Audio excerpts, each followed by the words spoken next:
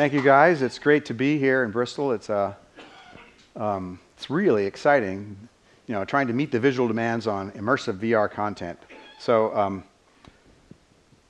Frank Vitz, I'm the creative director for CryEngine. I get to, some people ask, why does an engine team need a creative director? But the thing is, we like to think that the technology that we make should be driven by the creative needs of the people that use it. So I am really lucky because that's what they believe at Crytek, and now I get to manage the CryEngine team as we figure out how to invent the future, what technical problems we need to solve so that we get to create some of the most beautiful and fun to play games. It's challenging and it's really exciting. As many of you know, CryEngine is a very powerful tool set, powerful engine for creating interactive experiences in games. And CryEngine's legacy, if you will, is realistic, high-resolution, high-frame-rate, first-person games. And of course, we've been doing stereoscopic 3D for years, so it's a good fit for VR. And it should come as no surprise that we have spent the last couple of years taking our technology from CryEngine, bringing it forward toward VR and making it available for our users. Now, as some of you may have already also discovered, starting to develop in VR is a daunting process. Everything seems new. We figured out some of it already on the technical side, and we know that it requires a different approach than you may have used in previous traditional games. And when it comes to creative details, we're still working on that, and it's the fun part where we get to figure it all out. Today, I'm going to talk to you a little bit about what we have learned, some of the technical requirements, how we have incorporated them into CryEngine 5. I also will touch on some of the creative hurdles of creating a great VR experience. There's so much stuff to cover, more than I could possibly do in 25 minutes. We could spend a lot of time on each one of the topics, so it's going to be a bit of an overview. I'm going to zip through it quickly, but I'm happy to talk with people afterwards, we can go into depth. So, the promise of virtual reality, what is it? The promise is to provide an experience of a simulated world that feels real. And that really is the challenge. Before we can get into the designing of the gameplay or figuring out what kind of story we want to tell, we have to take our players across that threshold, get them to suspend their disbelief and become immersed in and believe that world that we have created for them. So how do we do that? What does it take to make a convincing game in VR? Well, this is a screen grab from our new game for Oculus called The Climb. Some of you may have had a chance to see it in the booth out there. If not, I hope you might get a chance the rest of the afternoon. This is a VR game that is going to be available at the end of this month. We rendered scenes like this twice at 90 frames per second for stereoscopic 3D. That's an effective frame rate of 180 frames per second.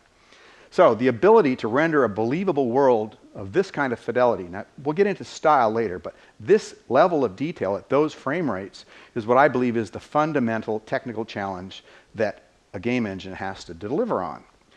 Let's take a look at a teaser that shows you a little bit of an idea of what this game is like in VR. I don't know if we can turn the lights down a little bit in the front, can we? Probably not.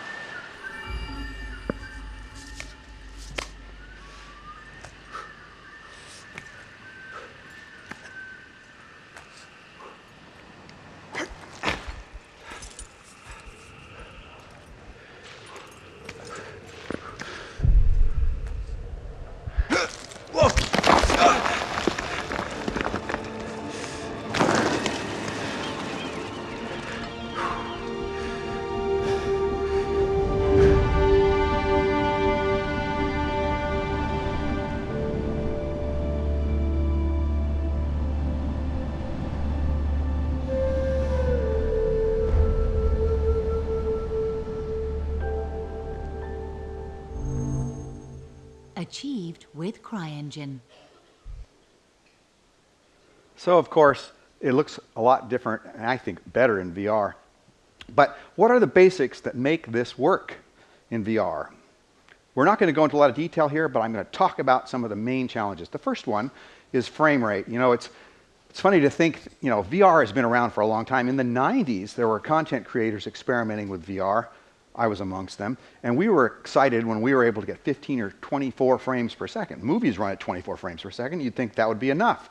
But we know now that a solid 90 frames per second is a requirement. You know, in a regular game, you hardly notice if a frame gets dropped. There'll be a little bit of a glitch, but it carries on. But in VR, it can be jarring or even make people sick. So a solid 90 frames per second is a prerequisite. Secondly, everything that happens in the game has to flow, and the game must respond to players' input very fast. That means low latency and low lag. Even with fast head movements and camera movements, you can't have your camera lagging behind the person's head tracking or they suddenly become disconnected. The third important factor is resolution. When your aim is to blur the distinction between virtual and real, you don't want the screen to be blurry. But you might say, hey, wait a minute. You know, these current generations of HMDs that we have now today, they don't come anywhere near the resolution of the human visual system. Well, that's true. So what do we do about that? First of all, of course, you have to render at the native resolution of your HMD or above and scale it down so that you at least have an image that is at the highest resolution that your device can support. But beyond that, since the pixel resolution is limited and we can't do anything about that, we can compensate by being sure that our anti-aliasing is perfect, so there's no little twinkly bits in there. And we also can use very sophisticated lighting and rendering to support a greater sense of depth. You want the reality of the world to overpower the sense of the limited resolution of the device. But we'll get into that a little bit more later. We've had a powerful renderer in CryEngine for a long time, but we knew that it would not be enough for VR. So I'm not going to go into too much detail here today, but suffice it to say that for our current release, CryEngine 5, we rewrote our renderer from the ground up to make it more efficient and faster than it already was. And that also set it up to take advantage of new APIs like DX12, which we now have running, and Vulkan, which is coming down the pipe. And that's not just, well, it's interesting because we have a stack of rendering techniques that are capable of reproducing the way the world looks really accurately. And all of this fancy refactoring allows us to take this tech that we've had for a while and actually use it when you only have 11 milliseconds per frame instead of 32 milliseconds to do it. Now, photorealism is arguably not necessary for virtual reality. There's a place for cartoon and retro styles. But what I believe is that it's essential to create a consistency and a believability in your world. So the underlying factor of consistency, that is that whatever you want your game to look like, you make up a set of rules for the way light behaves, the way shadows, the way the world looks, and you make that consistent. This will reinforce the sense of immersion and plausibility for your players. So you need a powerful rendering stack so that your artists don't have to compromise when they create their world, whether it's realistic or stylized as they see fit. So what is the rendering stack? Did I skip one? No, I did not.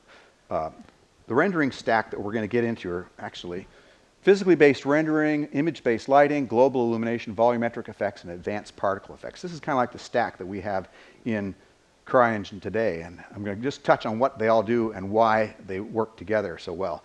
PBR simulates the interaction between light and materials using real-world physics. In the past, our artists would build up a bunch of texture maps to describe the surface properties, and they were unrelated to the way the lighting worked. And if you could get really good-looking results, but they were brittle. Replicating the way light behaves in the real world leads us to a more natural and believable results, and that ensures that our materials look plausible. And one benefit of using this kind of physically based model is that fewer parameters are required to achieve the effects, making artists more proficient, and this leads to a more streamlined and approachable content creation system.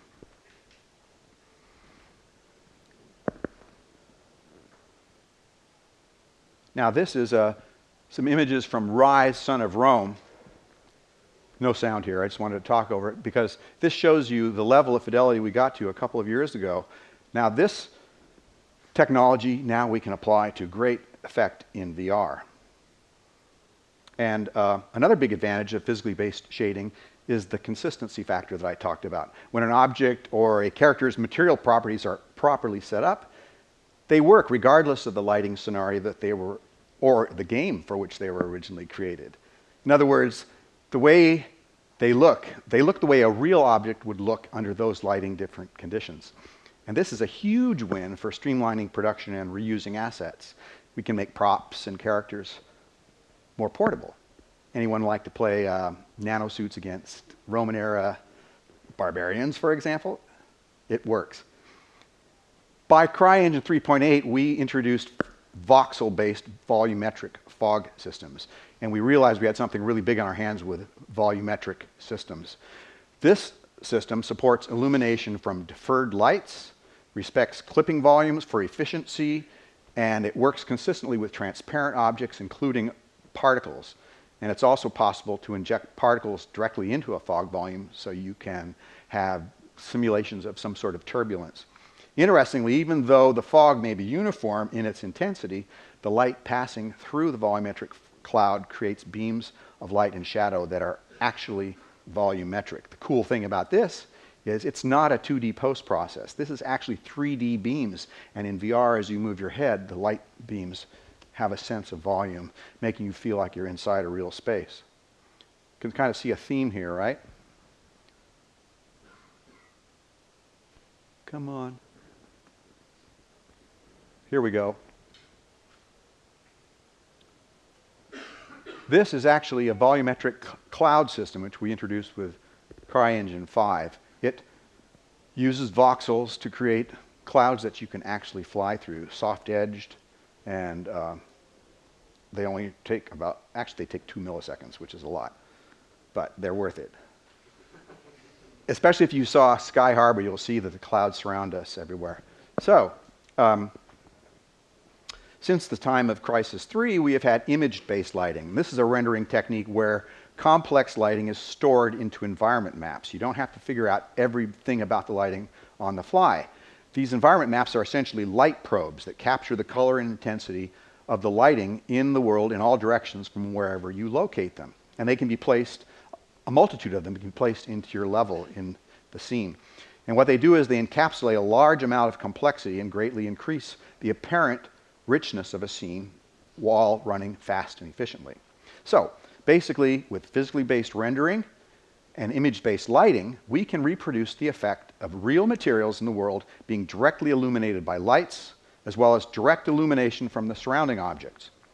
But this technique does not take into account what happens when light is prevented from reaching a surface by other objects, or direct illumination from other objects. I repeat myself. But this technique does not take into account what happens from shadowing of other lights either. We do have screen-spaced ambient occlusion. We've had that for a long time, but it's basically monochromatic and it's limited to just very close-by shadows. We needed something more. So we've taken on that with real-time global illumination. Luckily, our engineers have another advanced volumetric technique that can allow GI to run in real time. We call it, well, we didn't name it, but SVOGI, which stands for Sparse Voxel Octatree Global Illumination. It's a big mouthful, but what it does is it runs at runtime and creates on the fly a compact voxel-based representation of your entire level. You don't have to do anything, it just creates it, and then it uses that to generate diffuse bounce lighting on the fly that can change dynamically. And it asynchronously updates this on the fly, so it's dynamic.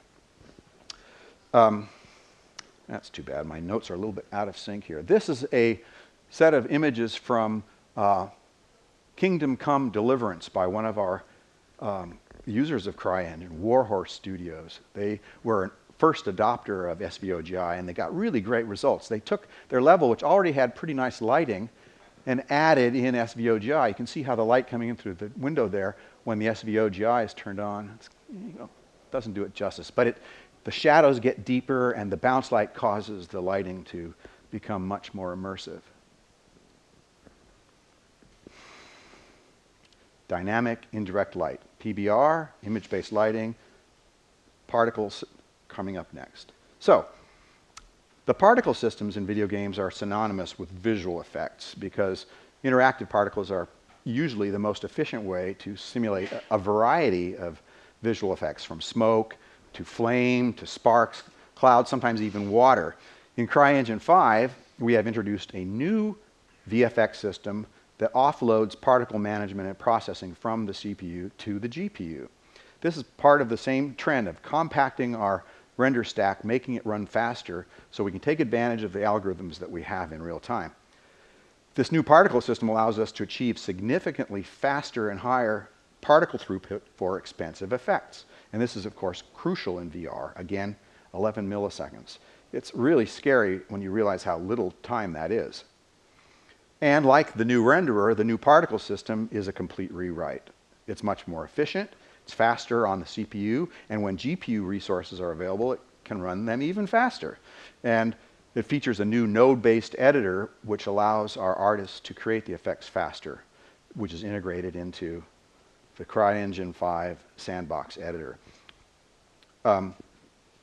Let's take a look at a few particle effects created for Sky Harbor. They're very dark particles. Come on.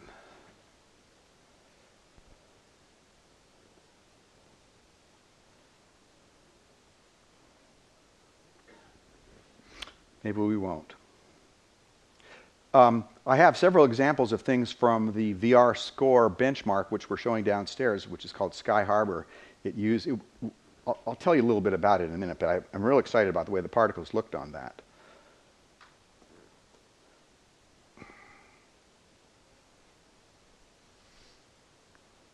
It's thinking about something. Clearly, it's not GPU accelerated.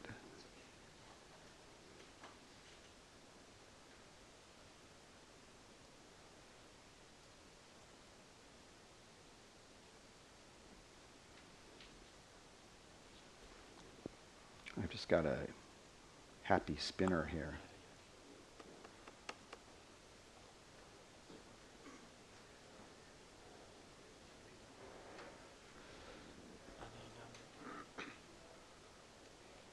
Do you not sliding on there, number 17. 17?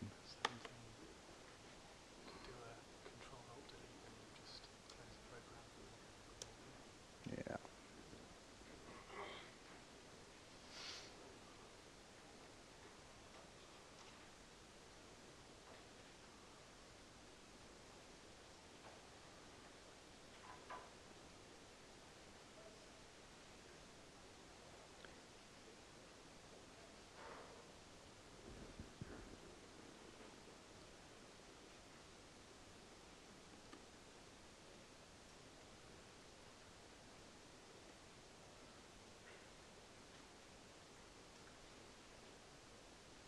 I think I'll just skip that one.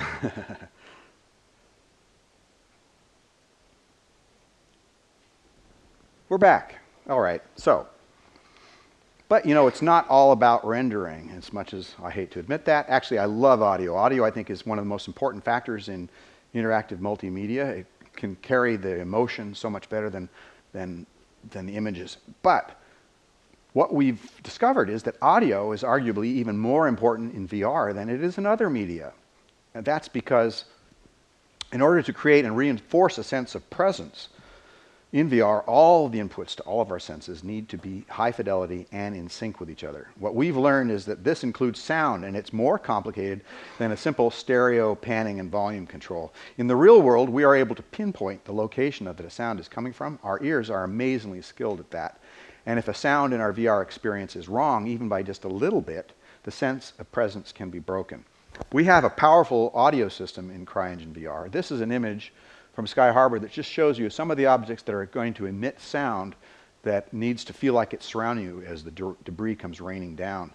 So this looks like a pretty complicated scene. How do we manage this kind of complexity? Well, what we do is we use monoscopic sound sources.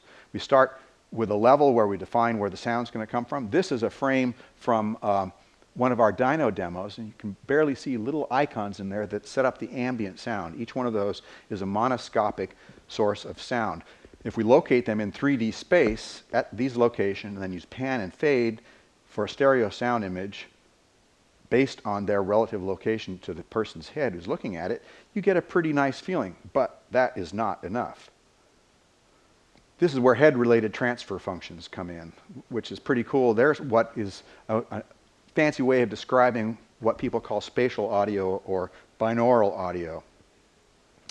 It's a response that characterizes how our ears can hear sound from a point in space and be able to tell with our eyes closed almost exactly within a few degrees what direction it's coming from.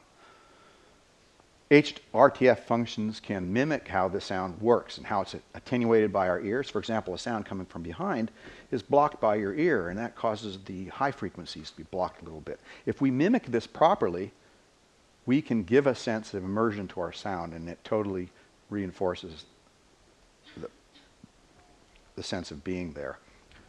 I'm not going to go into too much detail here. This is like graphs of the dynamic EQ that we use on the fly for these sounds, because as an object moves behind your head, we attenuate the high frequencies and boost the low, and the inverse of that when you come around to the front. It's really fun stuff. So, once you have the technology right, admittedly, I haven't talked about animation, physics, characters, lots of other things. But my point is that if you get this technology right, you can move on to the creative parts in our little quick overview. It's beyond the scope of this presentation to cover all of these creative challenges, of course, and the techniques that we have invented at Crytek to work on them. But I thought I would leave you with a glimpse of the process that we go through with regard to one particularly interesting challenge. Now, to set it up, this is in the context of something that we've been working on for a while with Basemark called VR Score. This is a collaboration between ourselves and Basemark, who are located in Finland. You guys may be aware of the work they've done in testing the metal of various systems through the years. In this case, Basemark wanted to create a benchmark that tests the metal of your PC for running VR. And so rather than just creating a benchmark that twiddles the bits on the GPU and that's about it and gives you a number, we decided that using CryEngine 5, we could create a VR experience, run it on a real game engine, wrap it in the Basemark benchmark, and create something fun along the way. It acts as a great test case for CryEngine's new features, and it gave me a chance to try some creative problem solving. It's called codename Sky Harbor, and it uses a lot of the tech that we've been talking about here.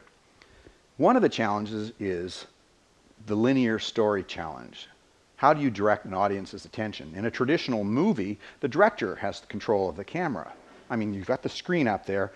Very few people, when they go to the movies, will actually look away from the screen because duh, But the camera, how to compose the scene through the lens of the camera has evolved over time. The director has control of it, and it's turned into the language of cinema that's been evolving for over 100 years. In VR, we are just beginning to invent what I believe will become the VR equivalent of this language.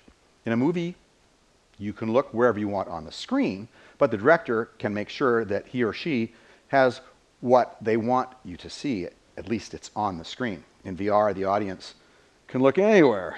They can just completely ignore you.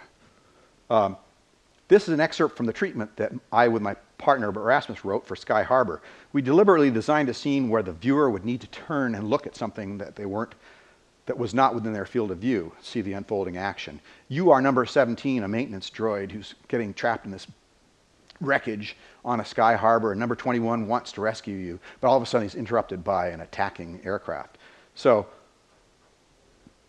number 21 looks to the side and points, and the cool thing here is we actually invented a new method for storyboarding. This is the VR storyboard, we call it. It's got a kind of a conventional frame on the right with a very wide field of view to represent like the 120-degree field of view that you might have in a Rift.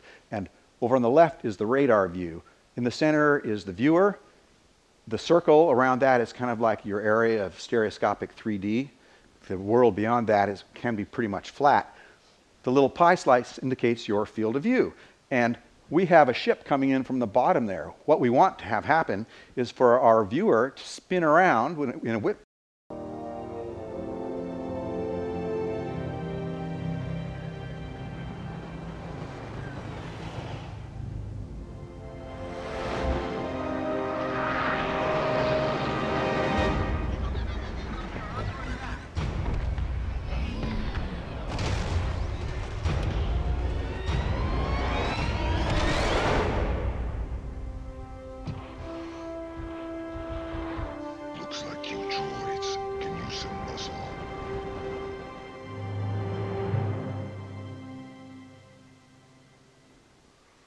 Thank you very much.